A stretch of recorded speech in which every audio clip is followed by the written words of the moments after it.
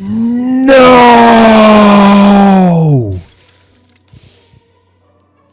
Holy, wow! Dude.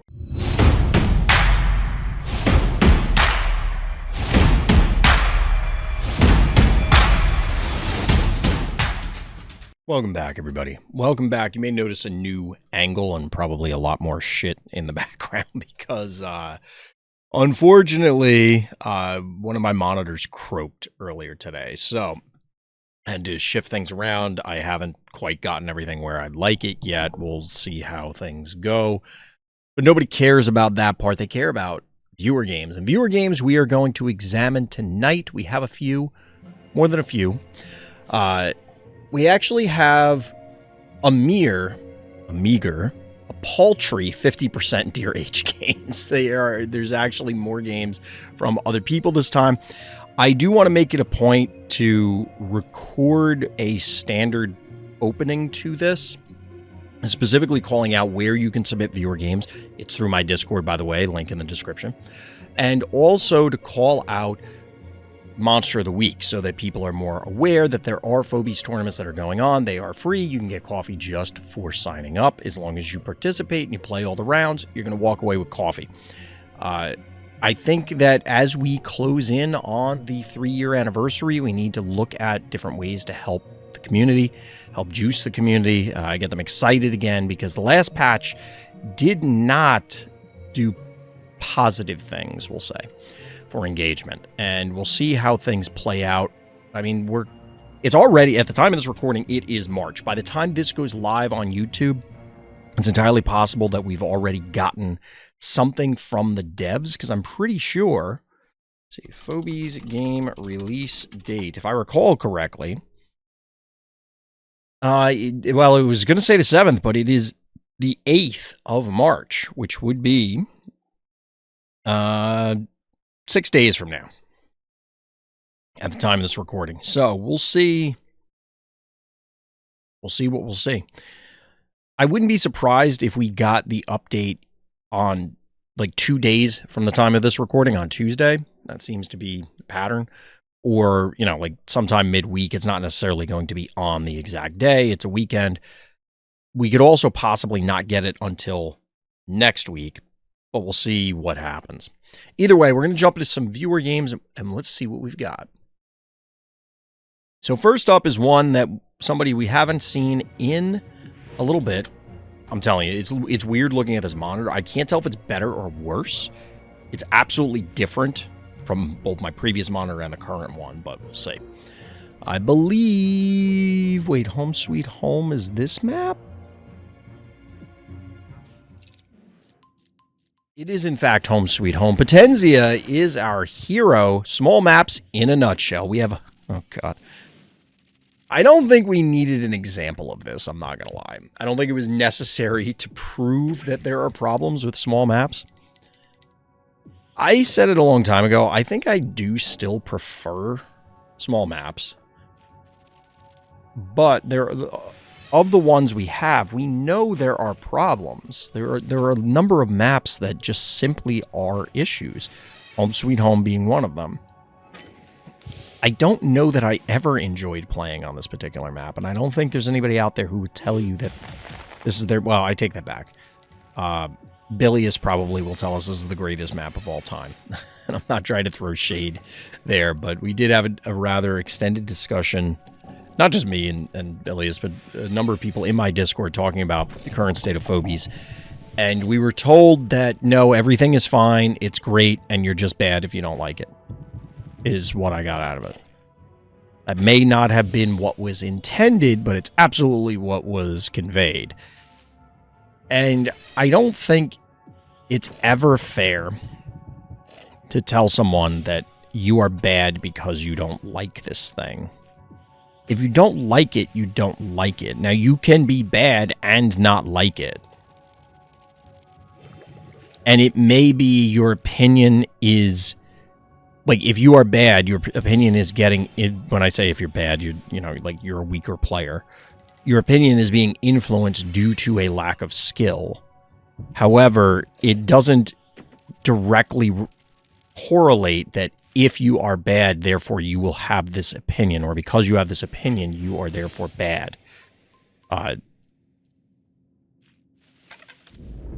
They can be related, but they aren't necessarily.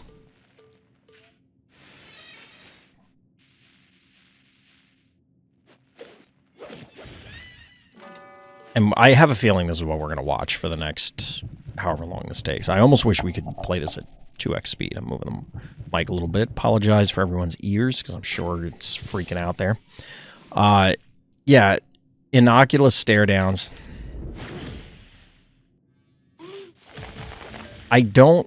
Here's the weird thing about the Sentinels to me.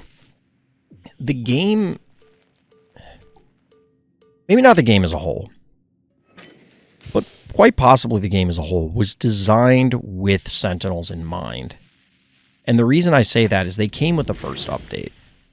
You could make an argument that something like, say, Skinwalker or Billy or whatever was a twinkle in someone's eye at the time of Phobies' release or during its beta or whatever. Maybe it was left on the cutting room floor because it never quite got to the stage where the devs were comfortable releasing it. That's fine. But every game has tons of ideas that are like, this almost made it into the base, and then it didn't because reasons. You know, they couldn't quite balance it. They didn't have certain assets ready. They didn't feel that it was appropriate for the initial wave, whatever. Tons of reasons. But the idea of just having three-range stuff like the Sentinels is not that far of an offshoot from existing things. So we already have Jar, or had Jar. We already had Chuck. The idea of just, oh, well, instead of a three-range lob, let's just have a three-range line attack, and then maybe there are other versions that have other abilities. None of this is really rocket science. None of this is really groundbreaking, right? That's fine.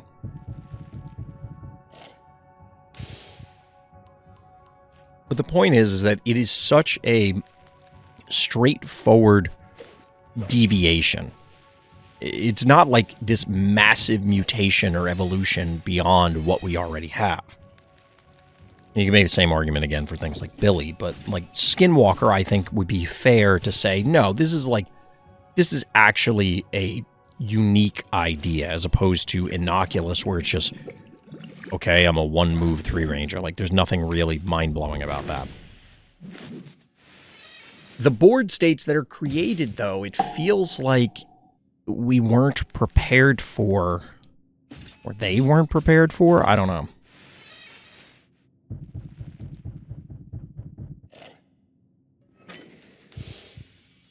It seems really weird to me that we've, and don't get me wrong, Shove Shark is a big part of this. But the idea of deathballing around your Sentinel, especially on small maps, has been around for a long time. I just don't, I don't know. I've said it before, but I want to know what the devs' idea of, like, what is Phobies supposed to look like? What is the end game when it comes to a game like this? If Phobies were to end, and the devs had their choice of when it ends,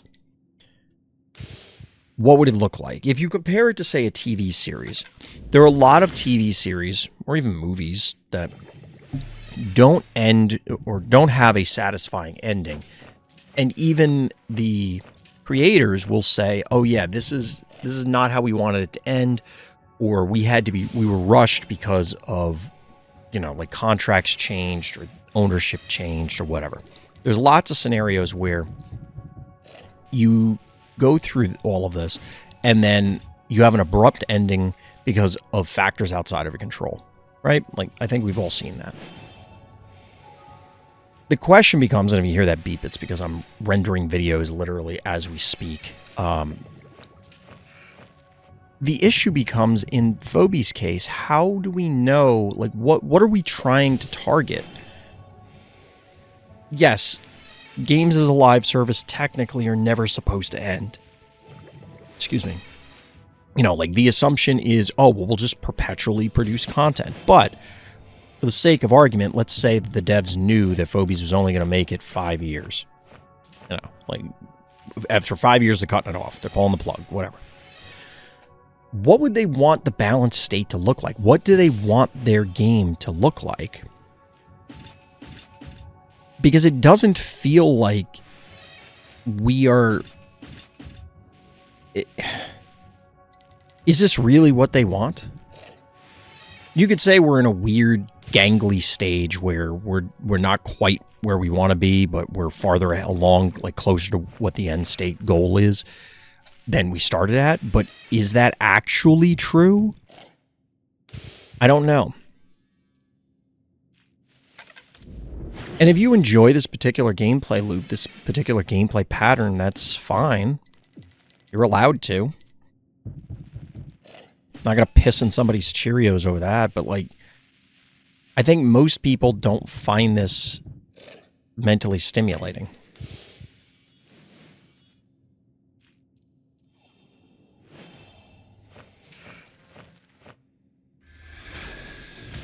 Here's one thing that I don't know it gets discussed enough in the context of Phobies, but if you get into a pseudo stalemate scenario, not a true stalemate scenario, but like one that could result in a stalemate in chess, you know, like you have a queen and a king, they have a king, you have a bishop and a king, or, you know, like some low piece, low quantity of pieces board state. And it's just kind of one player has to march the other player into a corner in the appropriate sequence in order to close the game out. But if they mess it up, it could result in a stalemate. They could throw somehow. In those scenarios, I have to imagine most players would just go, oh, I respect my opponent enough to know that they're not going to blow this. You know, we've been in this 100 times, and I know they're going to execute. And then the player in question would surrender. I think a lot of Phobies board states can be complex enough that people don't recognize it as readily. It isn't as easy to look at a board and go, oh yeah, this player wins in 30 turns, or however long it's going to take to walk them into position. I've always said that Phobies games end way sooner than people recognize.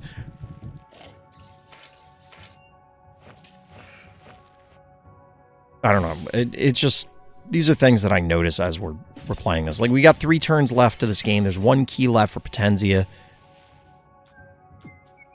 They're kind of dead. Not really. There's a cupcake. Or are we going to Rusty? We're going to Rusty the Blasto, which then will lock out the Inoculus. So you could shove... Yeah, you could do this.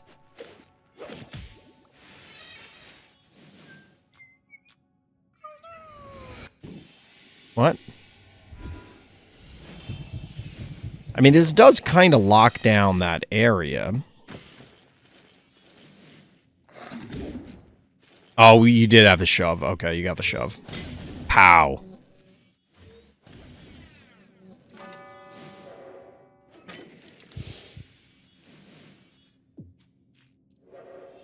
Surrender? Surrender. I don't... Here's the question.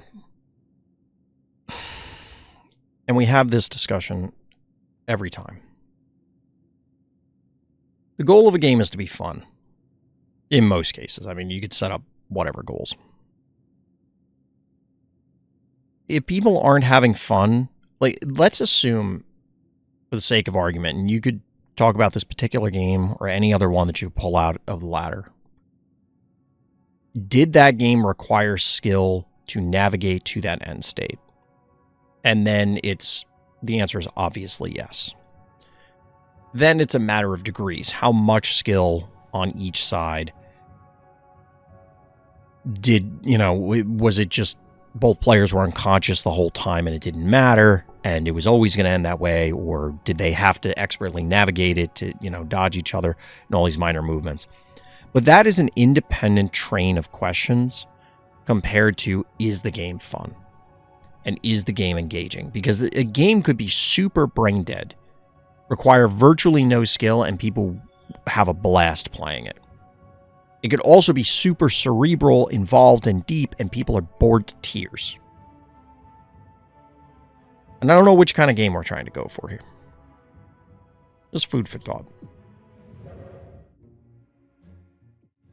All right, chat.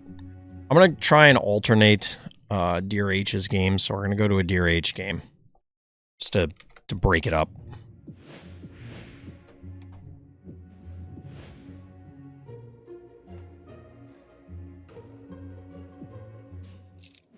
This one's significantly shorter. We got the Pyro Abyss. Dear H is our hero. How to use 3 tanks together. My assumption is just kind of march them at your opponent and kill them. We'll see.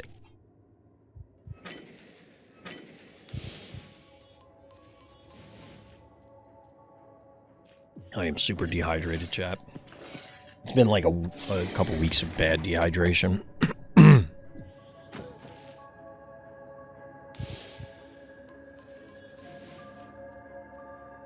And I feel like it's weird because it kicked in after the big tournament I was at. And it just felt like since then I felt incredibly dehydrated, and I'm not really clear on why, because I feel as though I drank a ton of water at that event. Like, I made it a point every hour minimum I drank a bottle of water. And that's over the course of like the 10-12 hour day, so like that's a lot of water, one would think. But since then I've just constantly felt dehydrated, and I don't know why.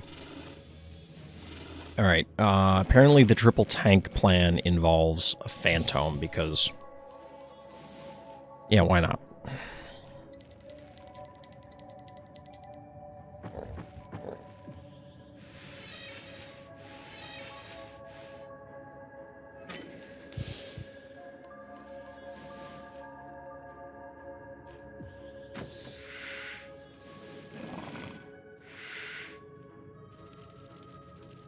Sometimes I wonder if Phobies is doing too much in terms of how many moving parts. So you have the maps, you have a ton of different Phobies, and you have all of these different design philosophies and strategies and things going on. While you could look at a game, say League of Legends, right, where it has hundreds of characters, I don't know how many they're up to now. It only has the one map, unless you count, you know, other weird stuff. But, like, for the most part, a lot of MOBAs are singular map with a ton of characters. We have a ton of characters in addition to multiple win conditions, in addition to multiple, like, more than multiple, many maps. And if all of that is moving simultaneously, it's a really difficult needle to thread. Where I'm going with this is we've talked a lot about the map rotation, how it's often very bad. There seems to be some weird obsession with setting up maps in particular ways. And I wonder if we are better off if we built around, okay, these are Gravedigger maps, these are X whatever maps, just to have something that's pinned down. I know that I can already hear Karst in my head, like, that's not as fun to have a quote-unquote solved of this is the correct or incorrect way to play this. Get another Waffalo connection. 1, 2, 3. I mean, that's brutal, that Waffalo connection there, I'm not gonna lie. What is the third tank? Is the third tank your opponent's tank? Also, we need an actual tank phobie. Like, it's just literally a tank. I'm sure they would make it an undead or something, or a monster, and it would be like a biological tank, but that would be cool.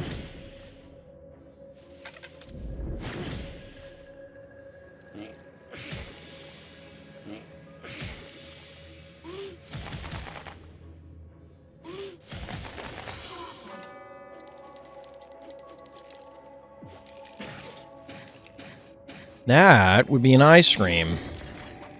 I have not the foggiest idea why there's an ice cream. Like, are you going to freeze your own Blasto? Is that the plan here? DRH can just kind of march into your team here. Somehow Attractor lives, but it does not matter. Like, at all.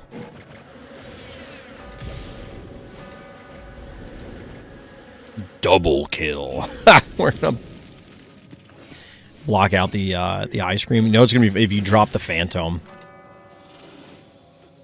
You know what we haven't seen, or I don't believe we've seen, is somebody just blocking in. I mean, we've seen some heebie-jeebie specials to set this up, but I don't believe we've seen a Phobie lineup that actually locks your opponent's vault out. So here it's Tickles, Blasto, and then if you had one of DRH's Phobies behind, behind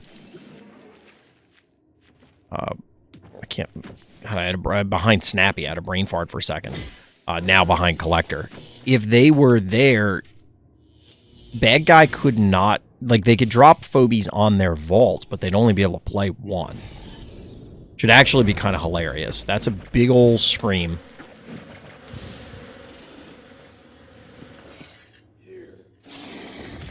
Did get the freeze onto Blasto, but none of this matters because that's a high five. This game was actually kind of funny. This was adorable. This was absolutely adorable.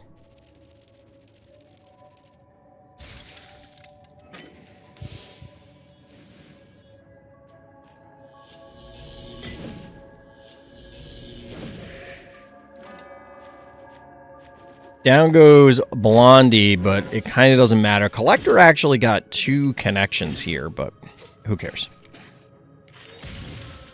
None of that really matters. You've already taken 1 billion damage. It really was the Waffalo blowout, right? Like, that's the reality of the situation. Cupcake onto the high five, because why not at this stage? GG. Well played. Very well played. DRH, always good for some Waffalo games.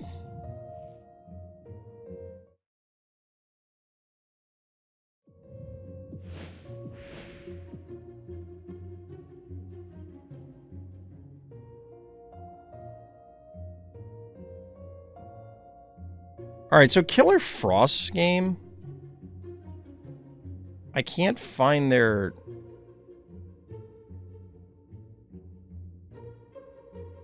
I can't find their name in game, which is weird. We're gonna try from Bad Guy's profile.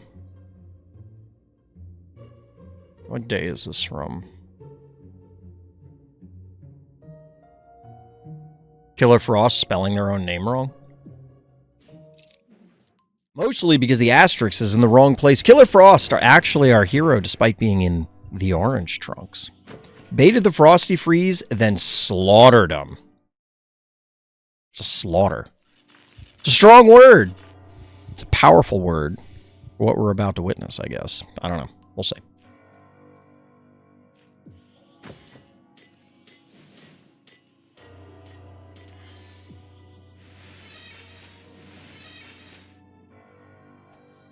Got a little halfy action because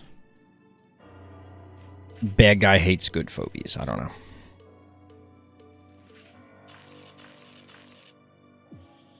Appropriately pulling back to creep.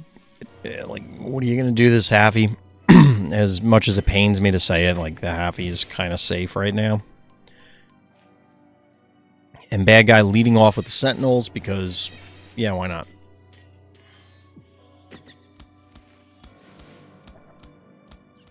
I don't love the positioning on the Inoculus. I mean, I guess I get it. The intent here is to try and protect the top center panic point. Eric, what's good? Welcome, welcome. Alright, so wait. Hold on. The notes are baited the Frosty Freeze. So, like, if you have the Frosty... Also, what is that emote? What Pokemon is that? Because that's definitely a Pokemon.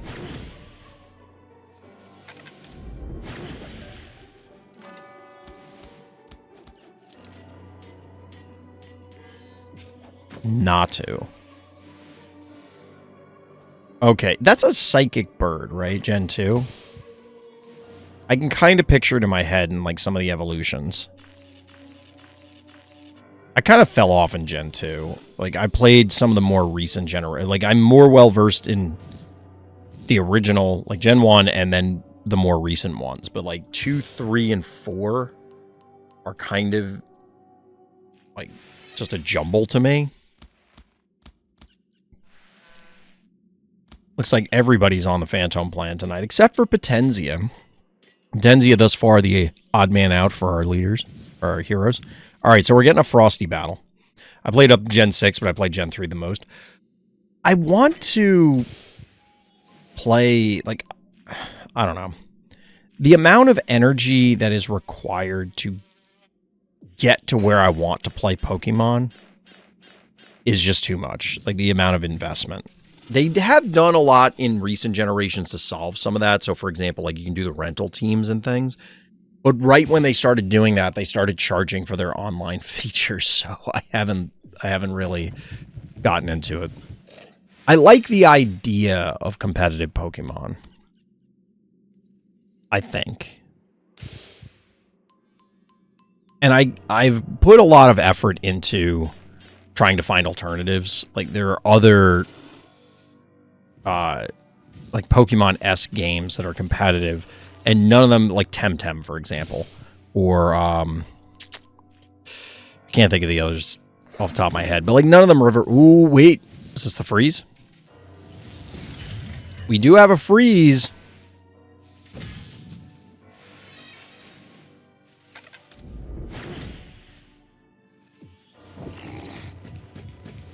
Mr. Tramples. All right, so what are we summoning in here? 11 keys for Killer Frost. If this is a bait, I think you know where this is going.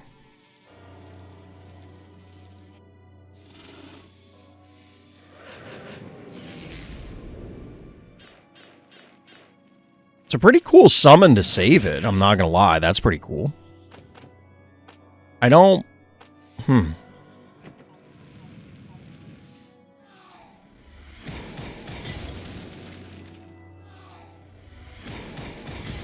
Oh my god, this is actually ridiculous. Oh my... No!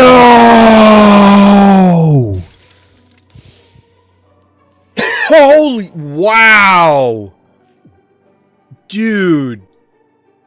In my head, I'm bad guy right now. I'm bad guy right now. Because, like, real talk, in my head, I'm thinking, like, okay, you can pull it back to thaw it, but I don't know what you do. Like, how do you thaw this right now?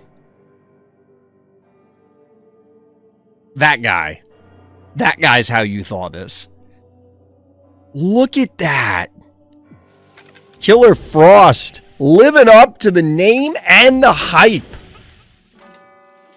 Sick. Like, that's just legitimately sick. Like, that's ridiculous.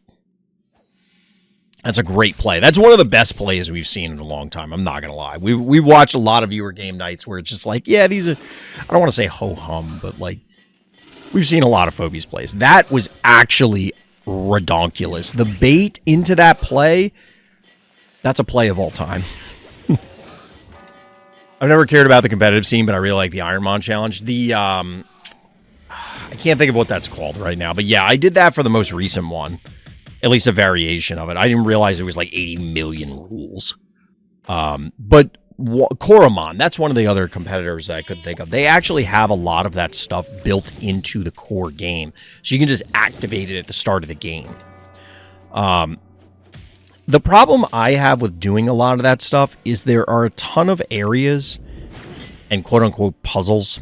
Like, let's be real. They're not difficult puzzles. They're just a pain in the ass for a lot of them. Like, if you go into Gen 1, like, going through the stupid teleporter rooms with, like, all the tiles on the floor, and it's like, this is just annoying. And maybe after you've done it a bunch of times, you know, you memorize the path. And it's not exactly challenging to figure out. It's just irritating. Gonzo on Billy is never something you want to see from the other side of the board. Yikes. Wow. The follow-up from this. A Nuzlocke run. That's what I couldn't think of. Yeah, I mean, I get it. It's supposed to be a game for kids, right? So it's not going to be super deep puzzles. And if they were, like, if they were actually challenging puzzles, and somehow they changed per run or something like that, then speed runs and these Nuzlocke runs and things wouldn't really be feasible because it would be challenging to the point that it may not be possible to, like, do it regularly. I mean, it would be possible, but you get what I mean. So I don't mind it, but at the same time, because the way the puzzles are and the way the game is set up, I don't like doing it multiple times. So then I end up like... So, for example, I did the Nuzlocke run for whatever the most recent version was. Sword and Shield. No, it wasn't Sword and Shield. What the hell is the... Something in Violet, maybe? I don't remember, but whatever. Like, whatever the most recent Pokemon was. And by the end of it, I'm like, I'm actually bored doing this. Like, it was never in doubt. And the annoying thing was... So you do the run, right? And you're probably killing it like Scarlet and Violet. Okay, yeah. You do the run and you're crushing it because like, let's be real. They're just not super challenging games. But then something goes sideways and then like you lose your whole team and it's like, okay, well now I need to just spend 80 gazillion hours grinding it up. Part of it was I was also streaming it, and I think I would have been better off if I had just played through or had a different save to play through. Because I just kind of wanted to get to the end of the game so I could do other stuff. But then it felt more tedious because it's like, well, I can't go to the end of the game because I need to stream the whole playthrough. And it just became frustrating from there. I'm sure I will stream, or certainly at least play, the next generation whenever it comes out, because we usually pick up whatever the new Pokemon game is. And every time I tell myself, this will be the time I get into the competitive scene. And I never do. But I wish there were more... Pokemon does feel similar to Magic. Or Yu-Gi-Oh! Or, ironically, Pokemon. As a card game. Where it kind of has a stranglehold on the genre. Koromon was one of the more successful, and this sounds more derogatory than I intended, Pokemon clones. And it obviously was a drop in the water compared to, like, a drop in the ocean compared to Pokemon, but, like, it just... I didn't even really like that one as much. I don't know why. Temtem I wanted to like, but the issue was the color palette was, like, actually visually offensive most of the time. All right, chat. Our next one up is Dear H once again on the Pyro Abyss. Our hero, however, no notes. So we'll continue with Pokemon. I like Iron Man because there's no grinding. So what's different in Iron Man then?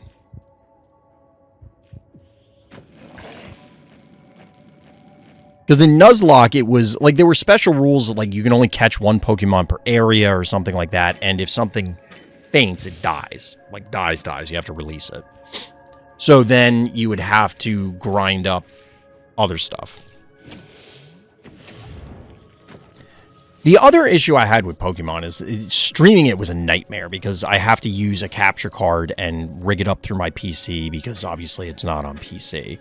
So I'd love for there to be either an Xbox Game Pass, like Koromon sounded like it was going to be great because it had all those things built in. I kind of like most of the monster designs. It was on PC, and it just, I don't know, I just kind of got bored with it. Dear H, what are we doing?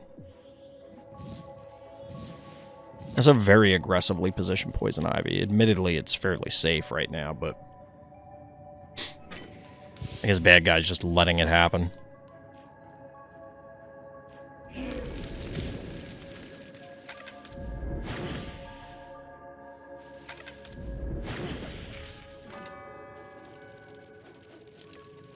Permadeath, no fighting wild Pokemon, no buying items except repels and balls.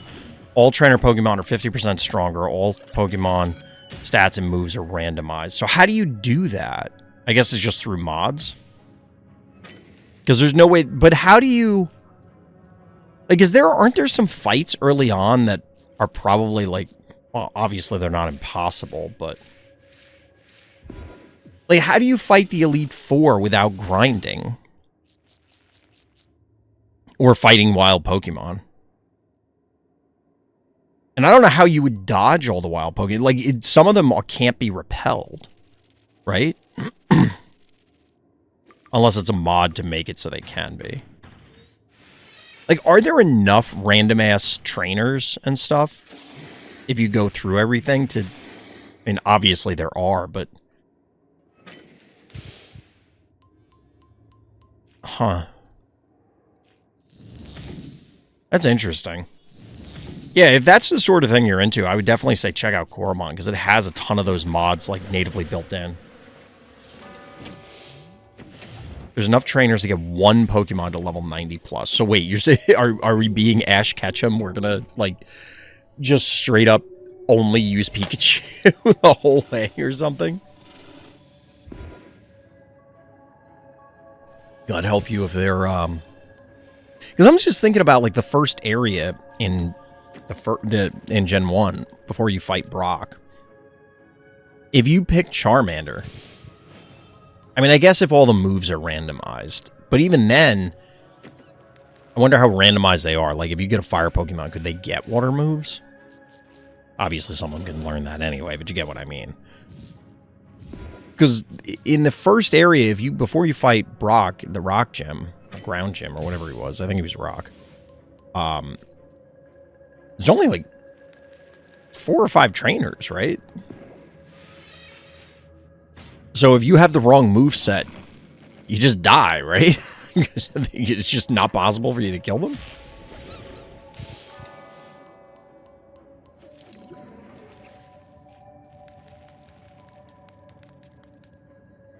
I mean, that's an interesting idea. Wait, if you can't fight wild Pokemon, how do you get new ones? I get you can buy the ball, but, like... Don't they, like... You just have to use the early stuff? You usually try to pivot to a better Pokemon after you get out of the lab. I mean, that's fair.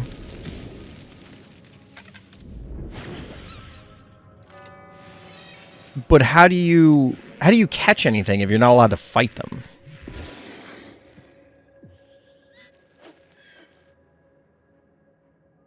You can catch wild Pokemon, just not knock them out.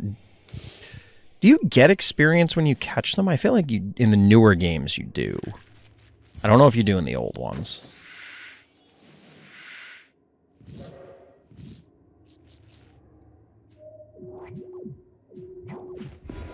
The one thing that I did appreciate about Coromon for this sort of thing is that the game could enforce it. So one of the issues I ran into on the Nuzlocke run when I did it for Scarlet and Violet is past a certain point, someone pointed out, they're like, oh, well, you weren't supposed to do this because you're on a Nuzlocke run. And I'm like, I didn't even know about that because it's like, okay, I thought it was just kind of Iron Man. If something faints, it dies. And it was one of the other rules that I broke. And it was like, if I have to remember all these things, I understand it's the honor code, especially for old games, but it was just a pain in the butt to do that. We just stole a Smiley. That's not even good here. Why did that happen? Like, you're gonna disease the Noxious, and that's it. Who cares? Dear H, look, this is gonna sound insulting, and it's not intended that way. I was gonna say Dear H may not do a lot, but the thing they do well, and that is Waffalo plays. And as I was was about to say it. That's why I preface it, is like, that probably is going to come across as very insulting. It's like Dear H is incapable of doing anything else, and that's not what I mean. It's more just funny that Dear H sets up these Waffalo plays and keeps getting W's.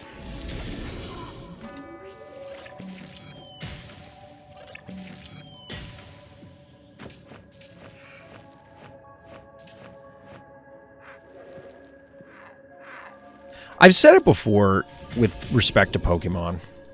I really wish, because it seems to be at the competitive level, they have kind of accepted that there are certain archetypes. So, like, you're a Trick Room team, or you're a this team, or you're a that team. And it's, you know, that's what you do. And you try and set that up, which is fine. Like, lore-wise, I think for Pokemon, it kind of fits and whatever.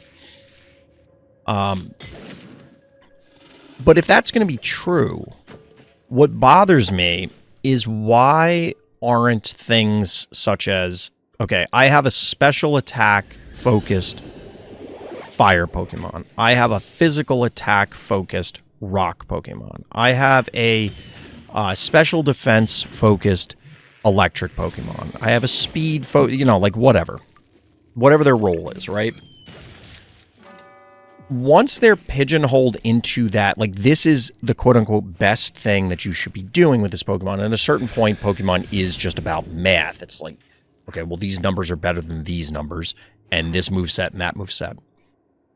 I think that all Pokemon should be categorized into whatever their role is supposed to be, and then they are just essentially reskins of each other. So if something is a fire special attacker, and then something else is a fire special attacker, one should not be objectively better than the other. It should just be, they have identical stats. There is no difference between them other than how they look.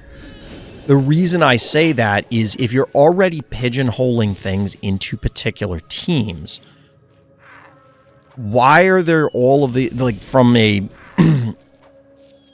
people have created all these tiers of, like, overused, overpowered, underpowered, underused, whatever, like all the different things, so that they can create different formats so that certain Pokemon can be used and other strategies can be used. If every Pokemon is someone's favorite, just let people use whatever the hell they want as long as it fits the role that allows you to create the balance required.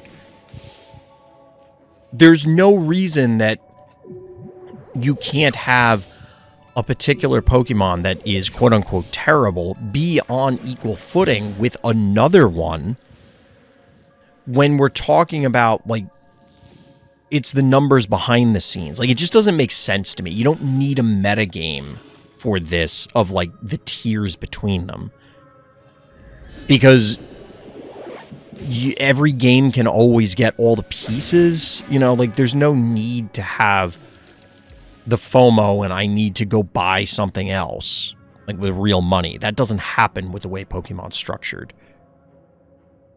Maybe people would think that's boring, but you know, like, if I want to use Gengar, but Gengar sucks in this game, because they decided Gengar sucks this time around, that's weird. Like, why isn't he just as good as whatever? I don't know. That's just me in our Pokemon hour of the evening. All right, we got 2 more games, chat. One is another Dear H.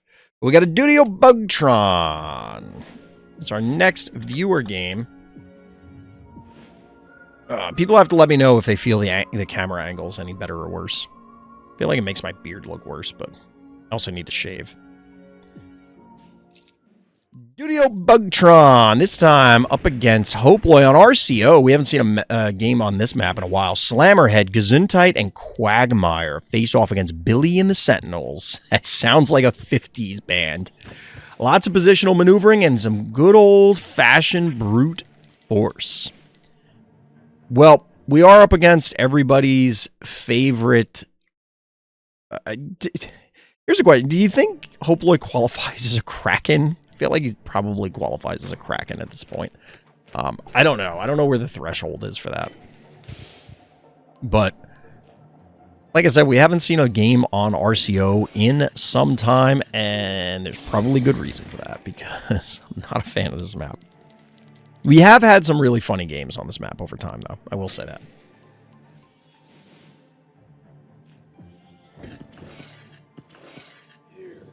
I will say we've had some amusing gameplay.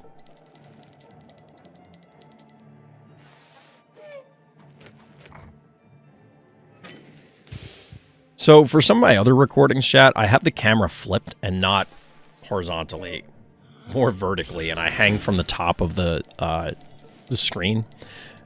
I was thinking about doing that for this scene, but the problem is I would end up covering stuff. So, like, here, let me give you an example. Where's my camera scene? So if I did this, and then I rotated this, transform.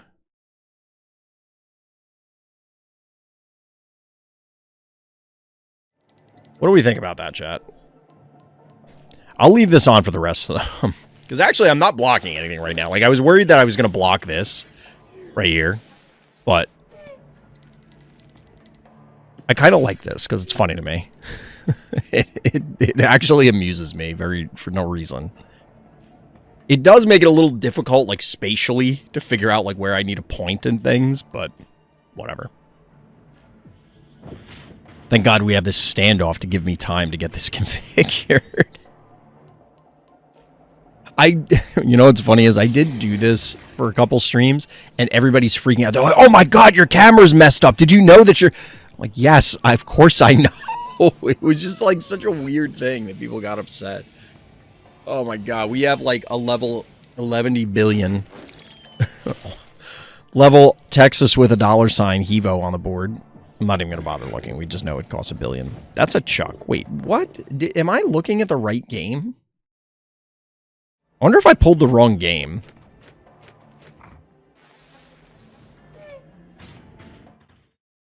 Slammerhead, Gesundheit, and Quagmire.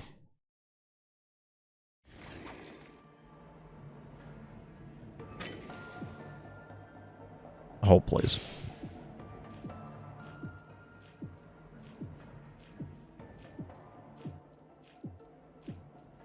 None of the folk. All right, we picked the wrong game.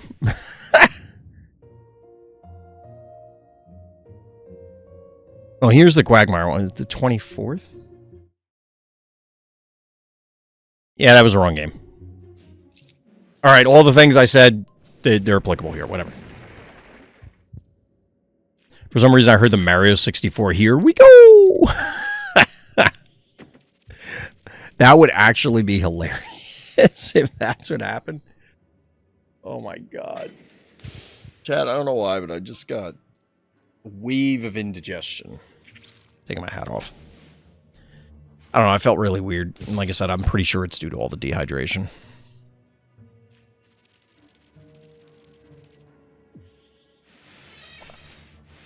Every day I tell myself I'm going to drink a little less caffeine, and I don't. I don't. That's not good. So we do have Gesundheit, we do have Sentinels. We do have Quagmire, so this seems significantly more likely to be the correct game. I'm just going to leave the other part in for when I go to edit this, because I don't care.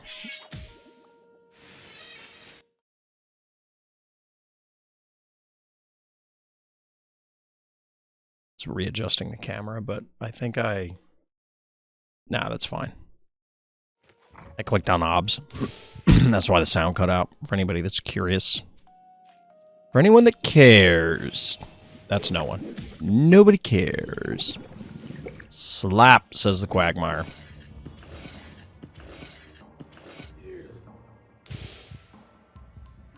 Alright, so we have a potential heebie-jeebie special getting set up here for Phobies for Hoploy. This Quagmire, regretting some of its life decisions. That's a repeller. Alright, why not? Why not?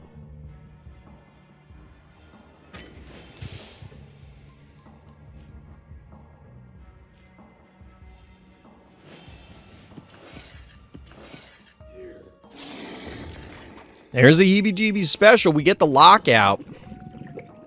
Panic point advantage now in favor of our hero. In range, of course, of the repeller. Gesundheit could go down. We're not. Okay, Tickle's coming in to both body block and make it a 3-0 panic point advantage. The clicking sound when the panic points transition control is very satisfying to me. Especially when it's like this, where it's just like click, click, click, and you get all of them.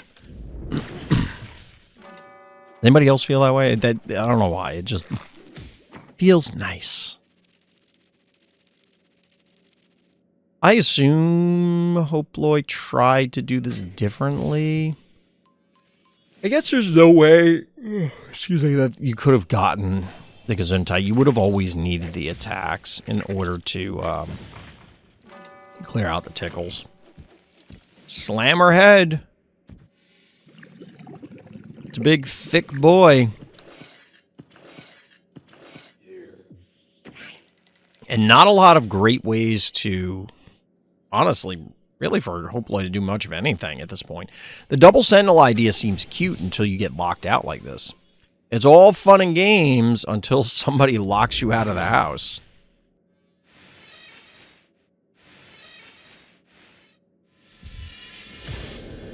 Hoploy doing their best Big Bad Wolf impression. They're huffing, they're puffing, but Studio Bugtron's not going to let them in. It's crazy to me watching Billy walk all the way up there and yet still getting an attack. Billy is wild. I think we talked about the idea of a 3-action phobie as far back as release, honestly. I'd have to go find where the discussion was, which I'm not going to do because it's way too much stuff to comb through. But it's funny to think about because I'm sure at the time the rough thought was like, yeah, that it's possible, but that seems really ridiculously powerful. Billy seems pretty good.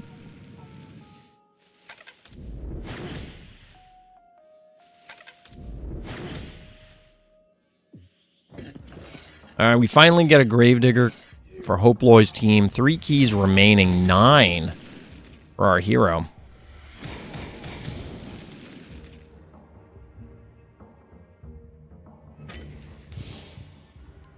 I just got hit with a wave of exhaustion. Forget that nausea. I'm tired all of a sudden.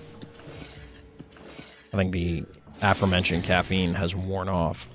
Ooh, is this a dead Billy? No. This is just for a free hit, right? I mean, you got 6 keys. What?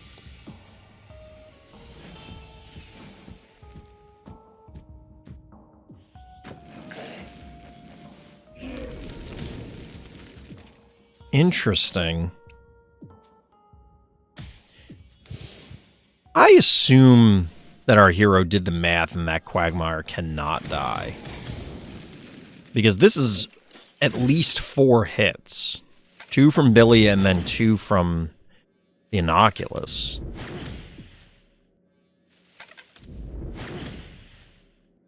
Calculated risk. Boop.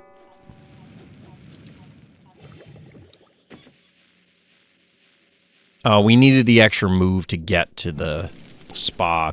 I was going to say that the Billy missed an attack, but that isn't really true.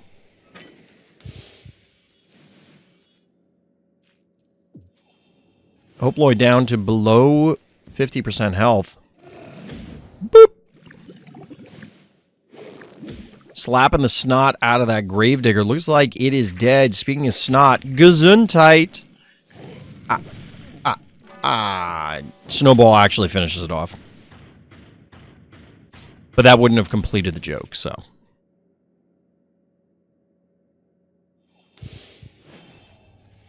And Hoploy, yeah, I think you're kind of cooked.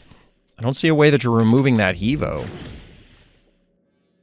If Boop is live again, it shouldn't be. But if it was, Gesundheit is going to cause some issues.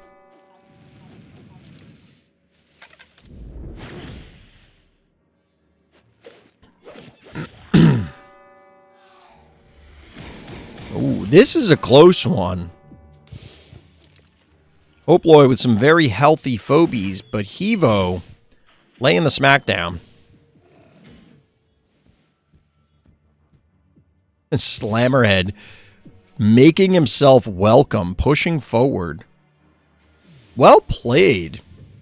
Well played. That's actually very interesting. I mean, we've talked about it before. The Sentinel Shove Shark plan, I mean, in this case, there was no Shove Shark, or Billy for that matter, any of these phobies, they are not unbeatable by any stretch of the imagination. The main question really is the play pattern something that you want to endure in order to claim that W? Clearly, Studio Bugtron was willing to go to those lengths.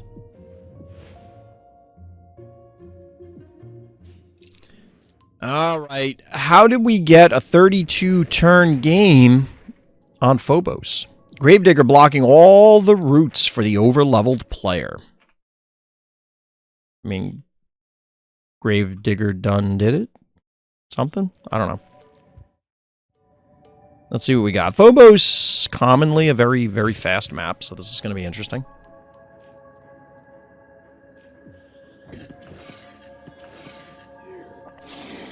I don't know about anybody else yet, but my sinus has been killing me. The way the weather has been is just wreaking havoc on my sinuses. It's not fun. It's mostly the whiplash of, like, hey, it's 70 degrees. Hey, it's 10 degrees. Hey, it's 70 degrees again. It's back to freezing. It's just like, can't take it. It's driving me nuts. Early panic point advantage for the bad guy. Oh, chat. I think I mentioned it the other night.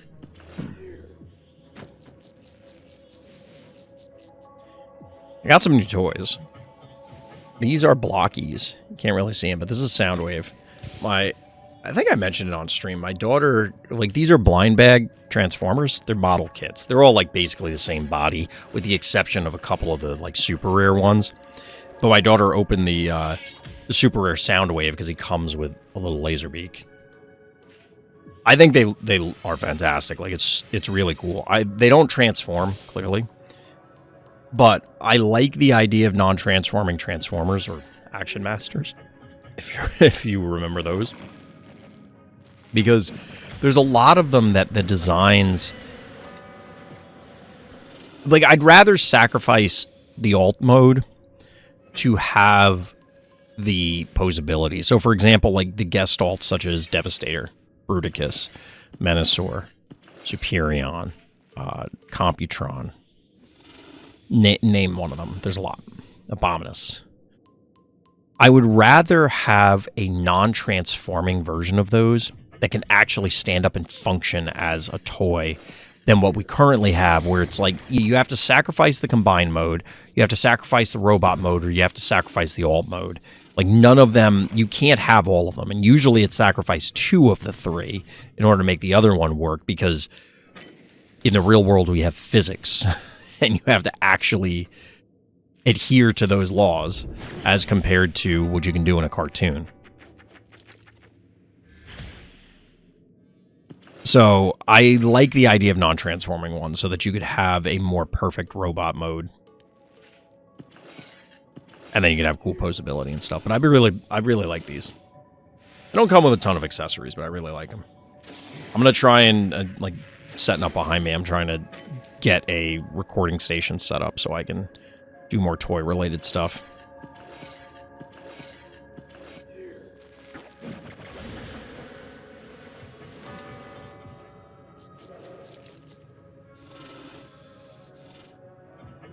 Anyway, sorry, we got focused on the Soundwave momentarily.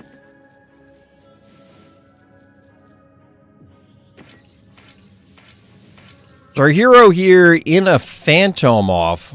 I'm very curious if we're going to see a Waffalo. That would actually be hilarious.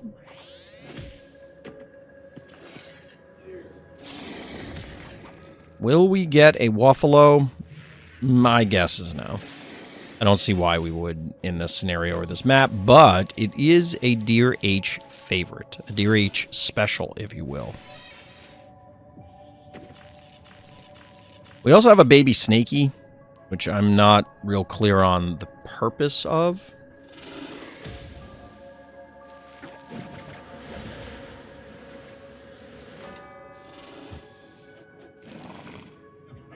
All right.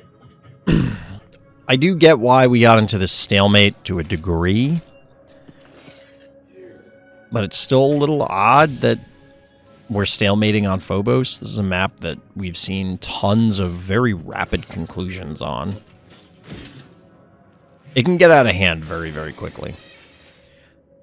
I don't quite agree with bad guys' aggression here. I guess the assumption is if either they have to pop the Kerbloom or allow Noxious to get a multi-hit, including onto 2-dimensionals. Our hero has 17 keys remaining, 12 of which immediately available to them. Bad guy with a measly 8, locking out the team in the bottom left. Evo 3.0. Why does the robot have no knees?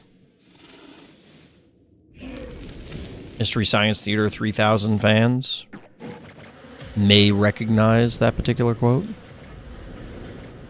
However, Evo does not appear to have knees when he walks. Also, I just noticed something odd.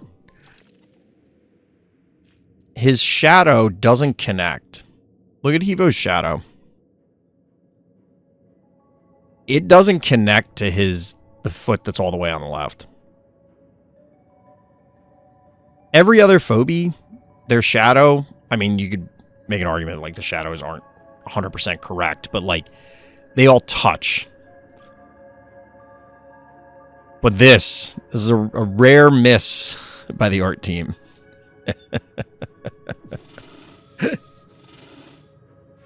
Shame. How could this egregious oversight ever be allowed to exist? What the paddles? So there were some rather extended discussions. At this point, I don't think anybody even talks about this anymore, but there's some rather extended discussions about paddles versus shove shark. And I do feel like they serve similar but distinct purposes. However, I don't know that there's any comparison between the two on a power level. Hashtag buff paddles. That's the thing is, like, it's weird edge cases, and maybe it ends up, no matter what, being an Ash versus Shove Shark scenario where, like, they are different. But ultimately, the quantity of scenarios where you want Ash are just way smaller than the number of scenarios where you could abuse Shove Shark. However, I don't know that I necessarily have a problem with that, where it's, oh, well, it's only in this subset of scenarios where this thing shines, but they are similar enough that for most intents and purposes, it's okay. The reality is that, ooh, is that, all right, that's like 1 billion damage onto that creep, or 1,300, but still. Russell. There's another one for a long discussion. But yeah, the issue is, for the most part, paddles is always going to be worse than Shove Shark, because Shove Shark, it transfers an action as opposed to just enhancing an Russell! There's the Russell. Like, Shove Shark gives a phobie an action due to the push, whereas paddles requires that you use that, like, the target phobie's action, thereby minimum halving their effectiveness.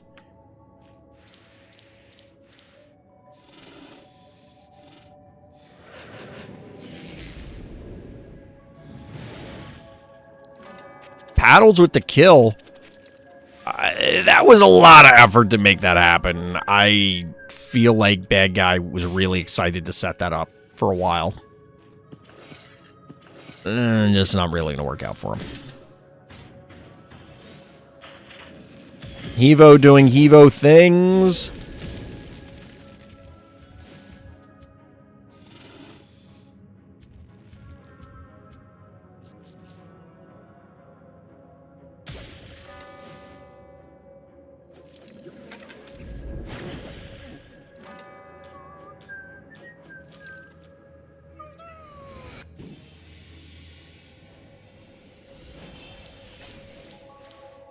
Bad guy in shambles. I mean, look at what's left of bad guy's team.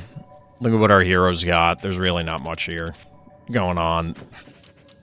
We got a K9000 coming out. Bad guy actually has one more key, but who cares? The Hevo alone could possibly solo this entire team.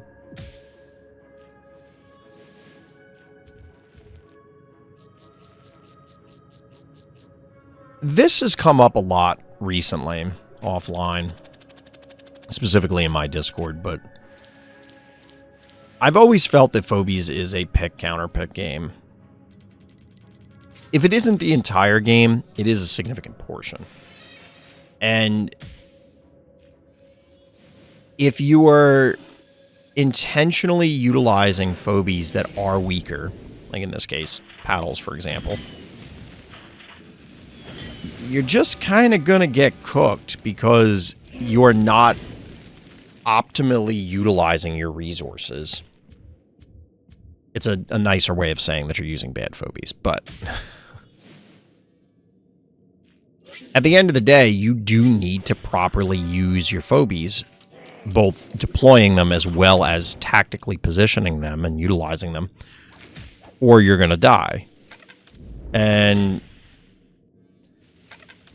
I think people are coming around to the idea that you need to put more emphasis on ensuring that you're putting either universally powerful Phobies, like ones that can address regardless of what your opponent's doing, or you're putting out ones that can react to what your opponent's doing appropriately.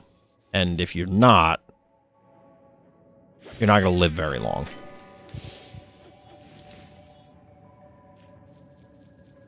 Bad guy mercifully going in with Miss Moffat not hanging out in the back or trying to run around the map, elongate this already extremely long Phobos game. Phantom with the takedown. GG. GG. Well played. All right, Chad. That is officially the entire set of viewer games for this week. As I mentioned at the top, you can hit up the Random Thoughts Discord.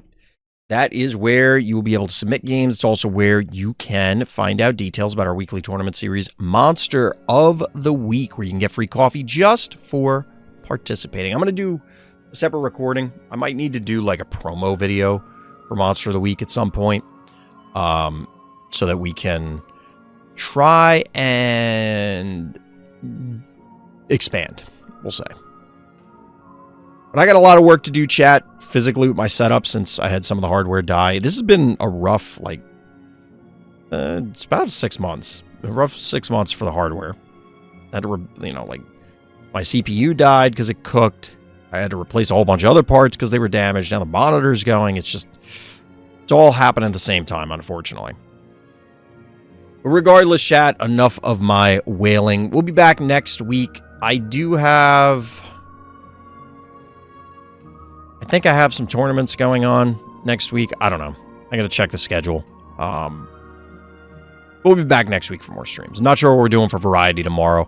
There's a whole bunch of games I want to play, so I got to look at the list. We'll see. But that's going to do it for tonight. So as always, everybody, thank you for listening. Thank you for watching. And tune in next time for more Random Thoughts.